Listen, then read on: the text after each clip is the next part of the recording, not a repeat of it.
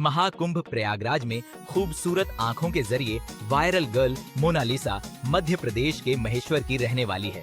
वह अपने कई वीडियो में खुद को इंदौर का बता रही है, पर उसके पीछे भी अलग वजह है। वहीं मोनालिसा की कुंभ से मप्र लौटने की खबर भी झूठी निकली है। इसकी पुष्टि उसके भाई जय भोसले ने की है। बता दें कि 16 साल की वायरल गर्ल मोनालिसा महेश्वर की रहने वाली है। मोनालिसा का पूरा परिवार कई सालों से यहाँ रह रहा है। फिलहाल महाकुंभ प्रयागराज में खूबसूरत आंखों के जरिए viral girl Mona Lisa Madhya Pradesh के महेश्वर की रहने वाली है।